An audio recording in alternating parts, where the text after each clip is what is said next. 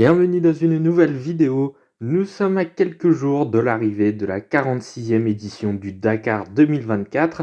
C'est donc l'occasion de reparler d'une édition assez spéciale qui a vu dans ses rangs, dans le Dakar Auto, l'apparition d'un champion du monde de Formule 1, Fernando Alonso. Et je crois d'ailleurs que c'est le seul dans ce cas-là. Le Dakar Auto n'a eu qu'un seul champion du monde de Formule 1 dans ses rangs. C'était donc pendant ce fameux Dakar 2020. En effet, Fernando Alonso a tourné le dos à la Formule 1 à la fin de la saison 2018. Pendant les quelques années suivantes, il va tenter de nouveaux défis. En effet, il va participer à 2 fois aux 24 heures du Mans en 2018 et 2019 avec Toyota. Il va remporter les 2 éditions. Il va également participer aux 500 miles d'Indianapolis en 2019 où il ne se qualifiera pas, puis en 2020 où il sera bloqué en fond de peloton. Il avait déjà participé en 2017 quand il était encore en Formule 1. Mais là, en ce début d'année 2020, c'est un sacré challenge que se lance Fernando Alonso dans le Rallye Raid. C'est pas du tout la même que sur un circuit. Il va participer au Dakar avec l'équipe Toyota, avec qui il est en relation depuis 2018, depuis qu'il a commencé son aventure en endurance. Et donc, l'équipe japonaise va lui confier une voiture pour la 42e édition du Dakar. Et évidemment, le Rallye Raid, ce n'est pas comme le circuit. Fernando Alonso n'est pas tout seul dans la voiture. Il aura évidemment un copilote pour le guider tout le long du trajet.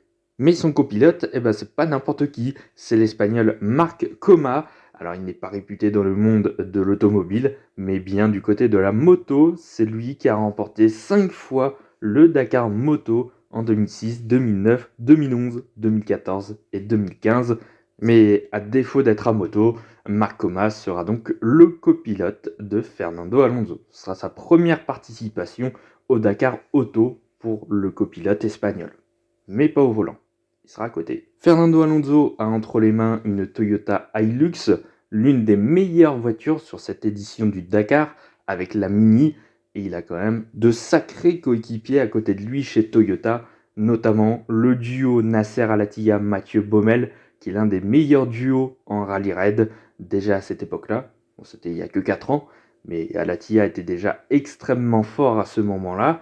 Il a également le Sud-Africain Giniel de Villiers, qui est quand même une référence dans le milieu du rallye raid, ainsi que le Néerlandais Bernard Ten Brink, qui est un peu moins connu.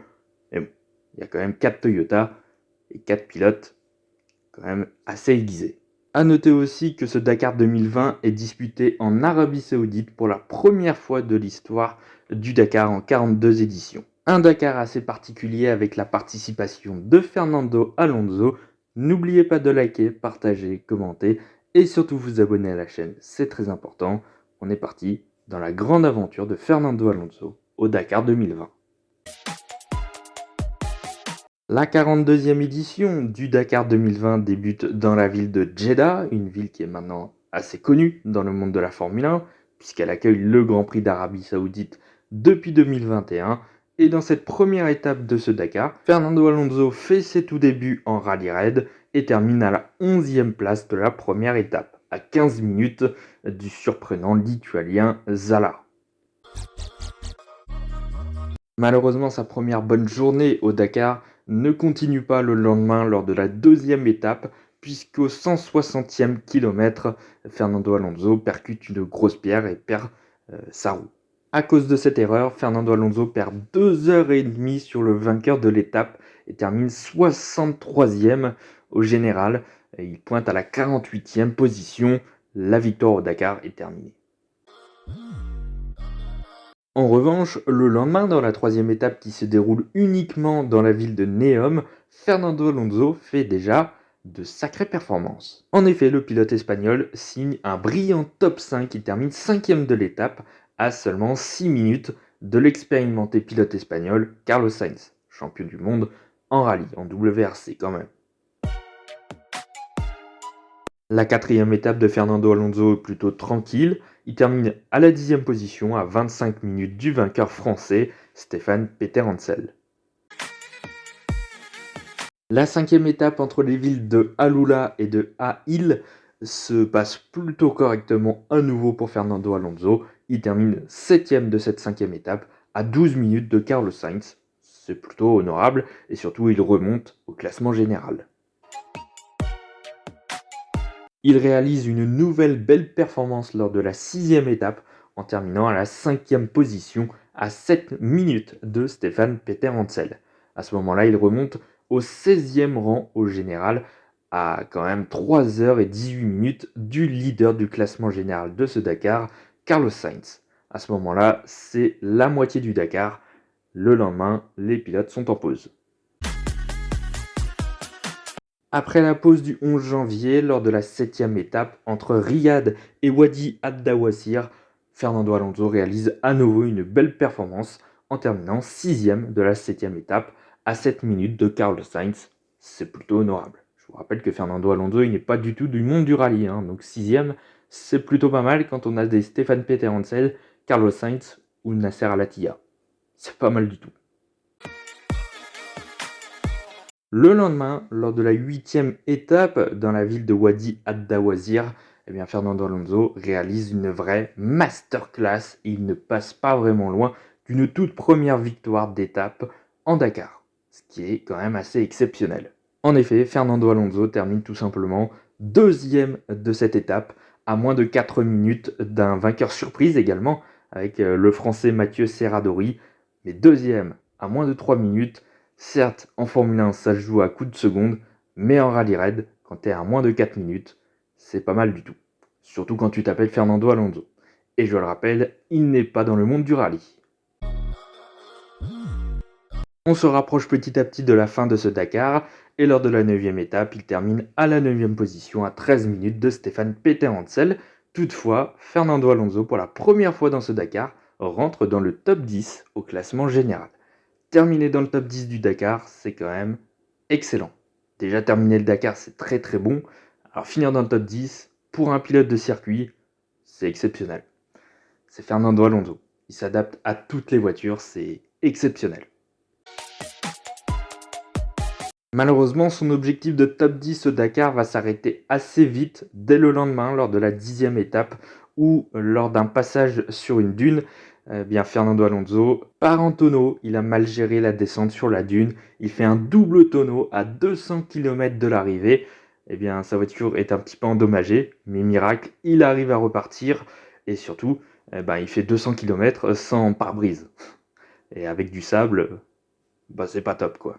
Pour une fois, il a quand même de la chance parce qu'il peut repartir. Après un double tonneau, c'est pas tout le monde qui peut repartir. Heureusement, son double tonneau, ça a été fait à basse vitesse, donc ça n'a pas trop cassé la voiture. Donc il peut repartir assez rapidement. Enfin, assez rapidement, entre guillemets, parce qu'il perd quand même 1h15 au final sur le vainqueur de l'étape. Il termine dernier à la 51e place. Du coup, il rechute à nouveau au général. Il n'est plus dans le top 10. Bon, c'est dommage, mais il a quand même réussi à rallier l'arrivée. C'est quand même un petit miracle.